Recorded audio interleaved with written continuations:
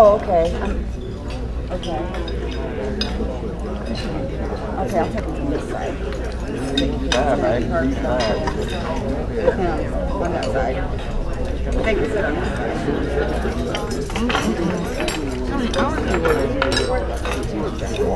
No, I'm a manager, but it's not there. That's not my way.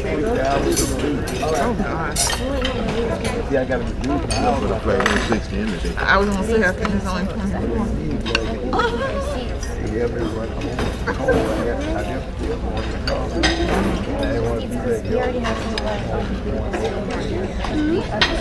Talking about y'all. Just letting you know. Is that okay? Yeah, I do the in the car. Oh, no, is that My blue coat, blue sheet.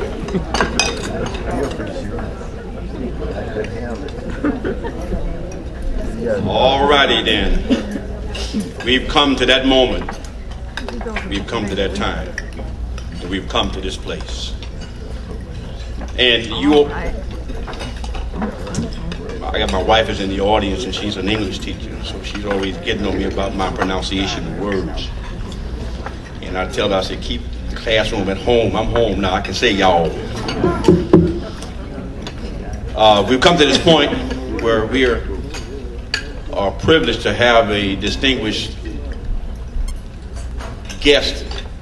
Let's not call him a guest. Let's call him a person now of our community to speak to us about a subject that is near and dear to the hearts of the people that's trying to preserve history in Lee County, diversity in an evolving world. Dr. Bradshaw, Dr. Wilson G. Bradshaw is now currently sitting president of Florida Gulf Coast University.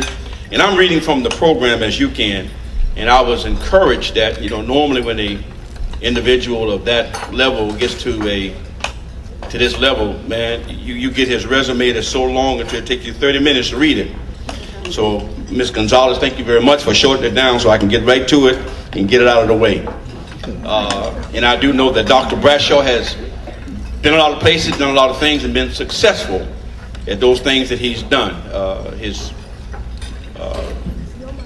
information that you have in your program indicates that he's come to us from Metropolitan State University in St. Paul, Minnesota.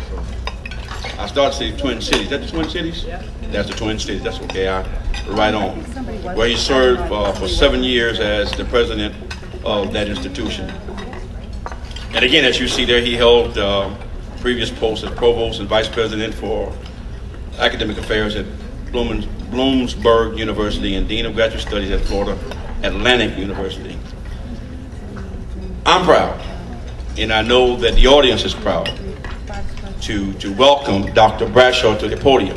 He will make a short speech, and he has indicated to me that he's going to shorten it down a little bit. I'll come back, and he's going to take questions and answers from you, from those of you that have any questions as it relates to the things that he's doing there at Florida Gulf Coast University. So if you have any questions that you really want to ask the doctor or Mr. Bradshaw, just save them and we will give you a chance to do that. Without further ado, let me introduce to you Dr. Wilson G. Bradshaw, president of Florida Gulf Coast University.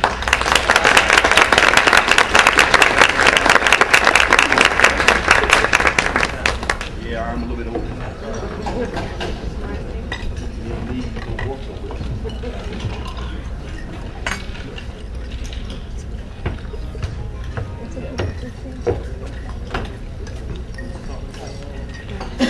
Thank you, Mr. Scott. How y'all doing? Good. It's Very good right now.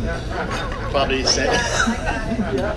Yeah, it is a pleasure to be here. I was asked before coming up, was I nervous? And that certainly this wasn't my first time doing this. And I will tell y'all that it's not my first time doing this. And I am more nervous with some audiences than I am with others.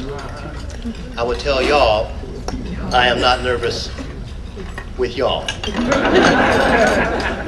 It's a great pleasure. I thank you to Mr. Lamumba and the board for inviting me to share a few thoughts with you this afternoon.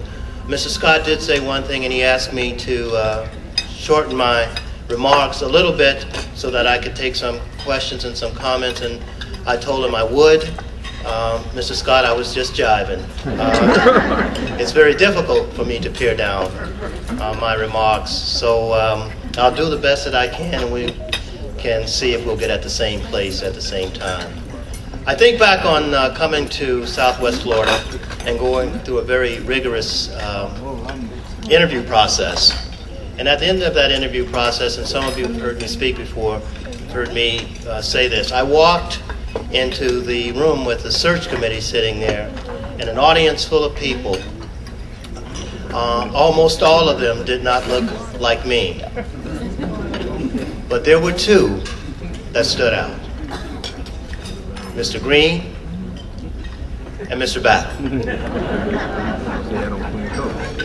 And I looked out in that audience and I see these two gentlemen, and they're very handsome gentlemen, and they don't ease into a room, if you know what I'm saying. And it was the first time that I'd looked out in the audience through the process and saw African Americans there, and it was at the final stage of the process, and it was at a time that it needed great support. And I don't know if these gentlemen will ever realize just their presence there at that time of the process, the kind of support that I felt coming into this community. And that has continued. And I want to thank the members of the community here who have seen me at different places. You've invited me to different events. I have enthusiastically accepted as many of those invitations as I could. And I want you to know, and I think you will see through our actions, that me and my wife, Joanna, we want to be a part of and not apart from the communities that we serve. So Fort Myers can expect to see that Florida Gulf Coast University is going to actively reach out to understand this community and to learn from you how we can better serve this community. So we are glad to be home, back in South Florida, where we were, certainly I was born and raised in this state, I was educated in this state, and I am so pleased to come back at this stage in my career to be a part of making educational opportunity available to others who, from groups who have been underserved by higher education. And I am committed to doing that. I want to say a few things about how I grew up in this state, how I benefited from education in this state, and now that I'm at Florida Gulf Coast University, how in this position, how I can assist and bring the kind of diversity and the kind of opportunity to folks within this 5-county region that we serve in ways that those opportunities were brought to me. It's interesting, Mr. Scott and others during introductions talk about my esteemed position, and they say it, I know, with great sincerity, and they're very genuine in that. But folks, I want you to know I am a state employee. I work for you, and I do that with energy and sincerity and enthusiasm. So thank you so much for the accolades, but at the end of the day, it's about what I can do in this position to advance the university and to advance the university and how it serves you in this room. So I appreciate the picture taking. I appreciate the requests for autographs. But I want you to know I take my job seriously. I know where I stand, and my head is not big, but my heart is very committed. In Florida, you can applaud.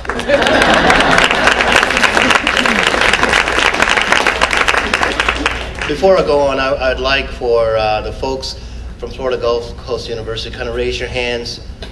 Sure. This is the support that you have from your state university. I started my day out this morning at 7:30. Now that doesn't mean I got up at 7:30. At 7:30 I was giving some remarks to the faculty at Canterbury School. And I thank the leadership of Canterbury School as we were talking about me coming and speaking, and I thank them for not haggling with me over my speaker fee. And that's typically $10,000 for the length of speech that y'all are going to get. But it won't be $10,000. I've agreed to cut that in half, and I do appreciate that the leadership of this, the Black History Society, did not haggle over that. So I want to thank you all for your generosity, and I am available to other groups as well. Mr. Scott was saying earlier, because he is a historian and a history teacher, how so much has changed over the years. Now, Mr. Scott's a little older than I am. My knee's a little better than Mr. Scott's.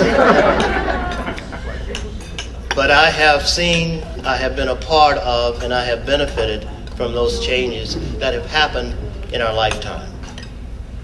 I have two sons, and when they were teenagers, they would oftentimes remark to me, "Oh, Dad, I didn't know that."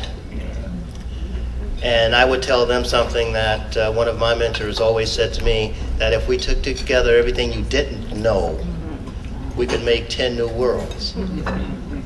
Well, the way things are changing so rapidly now, that could be 20 or 30 new worlds. We grew up in a time when segregation was a law of the land. We grew up in a time where many of us, most of us, some of us, drank at segregated water fountains and ate at segregated food counters. We have seen that change so rapidly, and the change was not without pain, and the change was not without sacrifice. And what existed back in the 60s and 70s, Mr. Green tells me, that people got tired. Folks in the movement worked hard and they got tired. But there seems to be a difference today with the younger ones. You know, back then, I'm told, we got tired, but we all didn't get tired at the same time.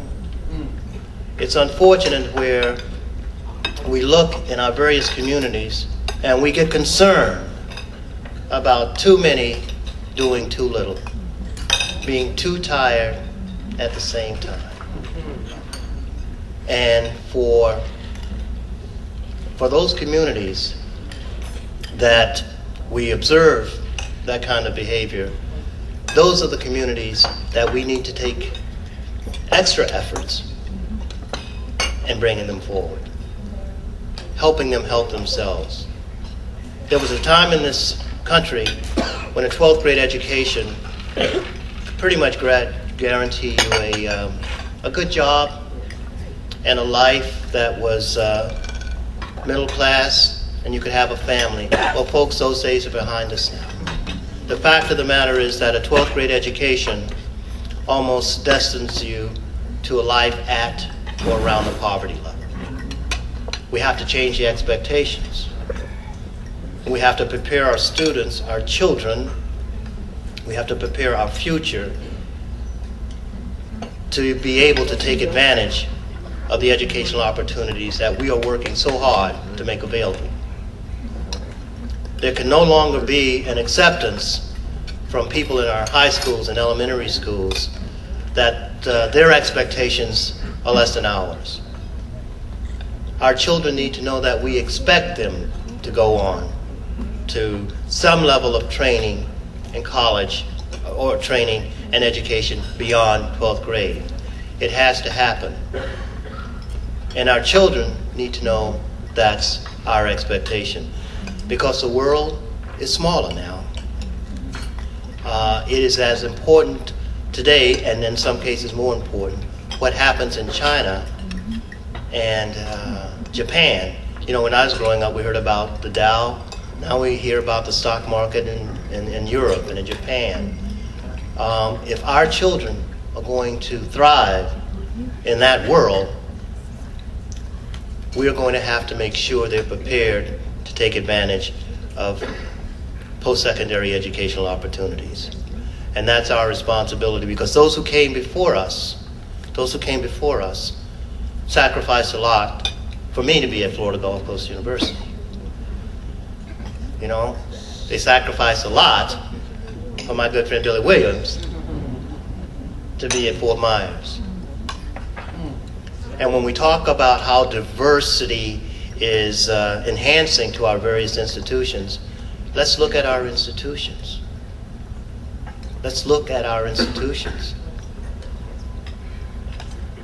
Barack Obama is what change looks like on the national scene.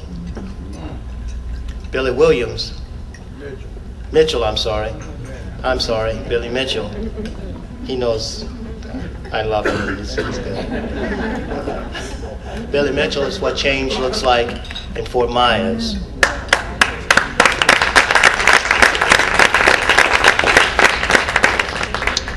And Billy's heard me say this before. And this is what change looks like at FGCU.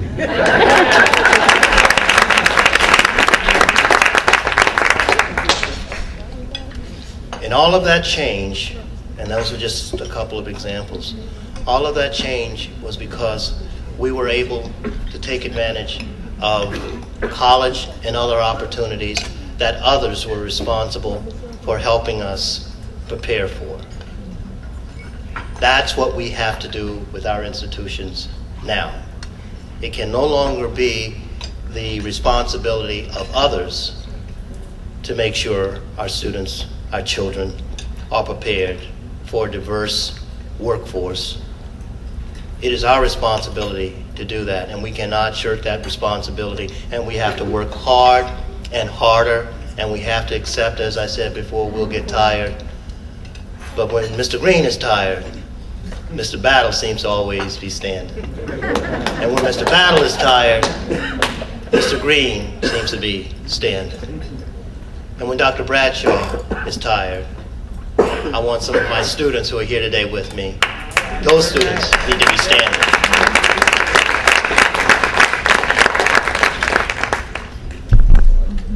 When you look at what's happening on the political scene right now, I never could have envisioned when I was growing up in West Palm Beach that I would be seeing today what's happening.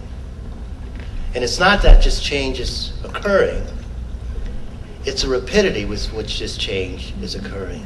It's going faster and faster. And we need to either be prepared to be participating in that and contributing to it, or it will happen to us, not with us. I never would have believed as recently as 80, that we would see the kind of dynamics that we're seeing on the political scene now. I never believed in 1980 that we would have a stock market, although it's going down, would be at 10,000. In 1980, I was at MIT. I was there for several years. And I remember us taking bets on when the market would hit 1,000, or if it would hit 1,000. That's how rapid things are changing. And I want to be a part of that. And in fact, I think I'm very much a part of that. And I want you to be a part of it. And I want our children to be a part of it. I want them to actively reach out and grab that educational opportunity and seek their own path and seek their own success, but more importantly, to be contributing citizens to the communities from which they come. One last thing I'd like to comment on. When I came to Florida Gulf Coast University, and I have been asked from time to time, what do you see that's different? What strikes you here? Well, in running a university, I've been doing that for 7.5 years prior to coming here. There are variations on a theme, so I've not been overly surprised by some things at the university.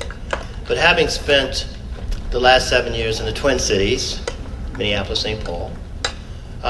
What struck me, folks, coming here is how separate things are. We need to work on that. You know, I had a meeting with your mayor and some other folks having a discussion about how do we become a region that's attractive to everybody. Middle class, upper middle class, people of color, others, and how do we break down those barriers that too often, too many of us take for granted. And I assure you, I promise you, that I will be out in these communities breaking down barriers, helping us all understand what's important for this region to thrive, and then making it happen.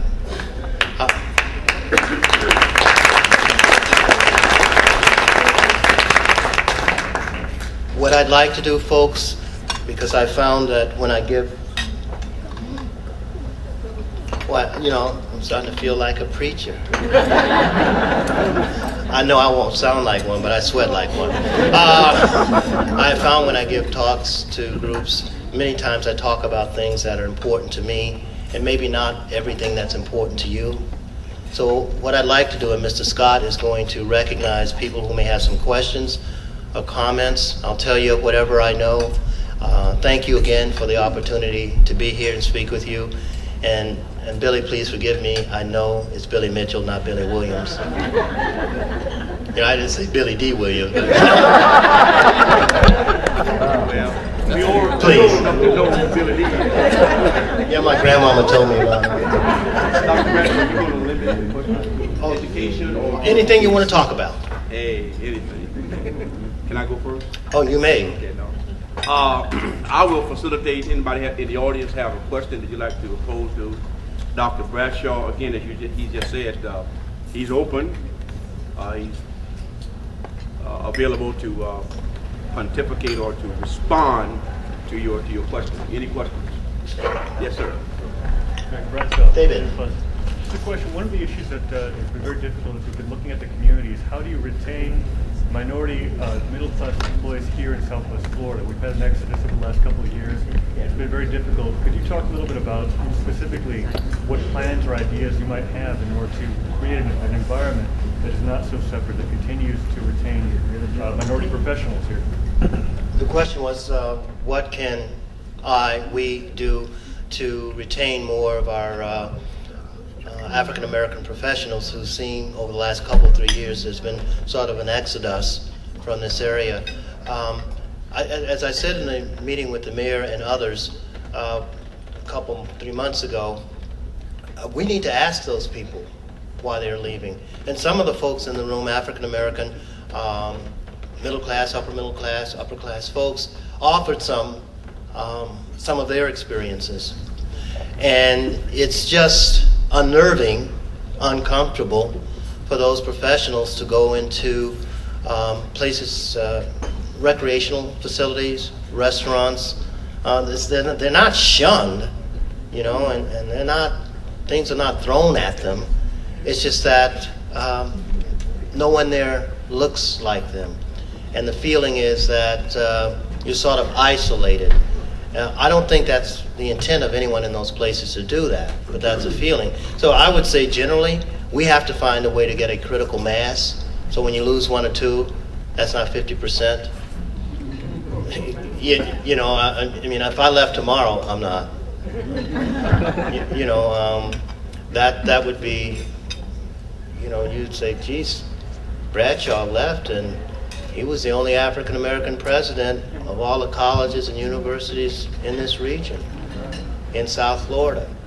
So what we have to do is not have those folks, those professional people, come in and be the only one. I mean, our commitment should be to create a critical mass so that all communities can thrive and all communities, members of those communities, can enjoy what y'all have come to call paradise.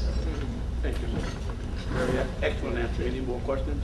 Well, just on that same subject, has there been any discussion with either city officials or county officials on how to attract, not only retain, but how to attract to some diversity in this community. You know, having myself 2 daughters who are college bound, and there is a connection,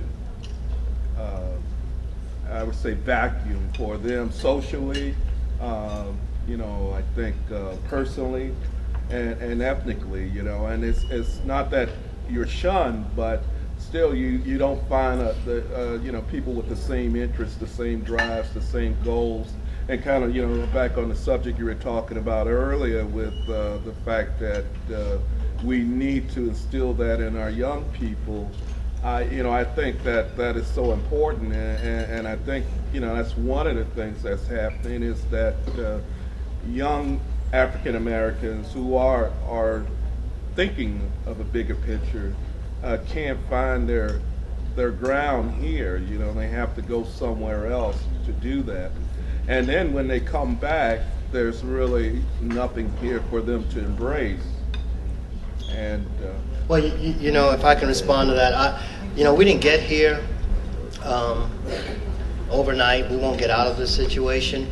But I've said to the mayor and others in that meeting, if you're serious about getting people of color into your organizations, I think that we, and I include especially me maybe, I would be very helpful to talk to candidates you're trying to recruit.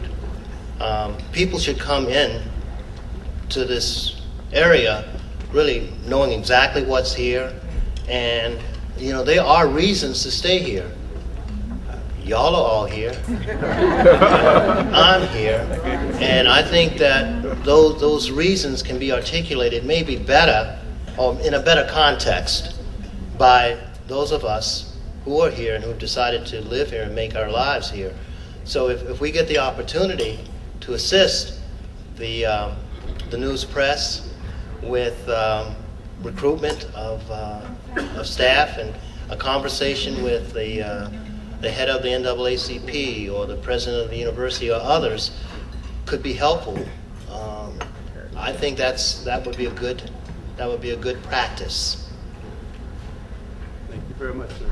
I have one young folk back there. What's your question? That's one of our very fine students. That's Miss Weatherby, is that right? Yes. Yes, it is.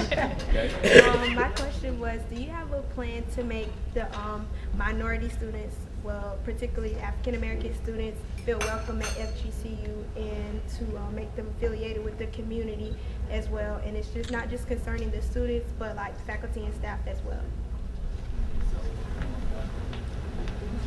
The question is, what can we do at FGCU, and what's my plan to have the students of color who attend feel more welcome there.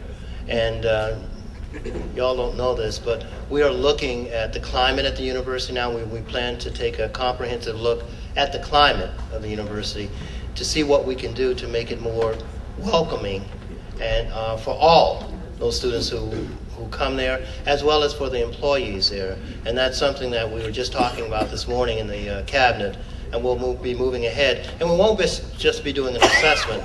We'll come back in a couple of years to see if we made progress. We can and will do better with recruiting more faculty, staff, and students from communities of color. I think we can do better with that. And I think we have a provost and the other VPs who are committed, and they understand my emphasis on that. Part of what I wanted to reflect in some of my comments is that the strength that diversity brings to our institutions, and nowhere, in my opinion, is it more important than in colleges and universities, because we bring in students who are in class about 15 hours a week. Clearly at FGCU, we expect learning to take place everywhere. We are creating a learning community. So we would like to see that diversity and its impact on positive learning in the residence halls, in the Eagle's Nest, that's one of our dining facilities, in the library, all over the campus. And we will do that, and we will be very intentional about that. Okay, thank you very much, sir. in the sake of time, we'll take a couple more questions. I see 3 people, so that's more than a couple. And plus, I got a question. So since I got the floor, we only have one more question. No, we won't do that. Please. If you don't mind, ladies first. Ms. Hill. Do you have any program that would make some of your more mature students mentors to the young people in our community?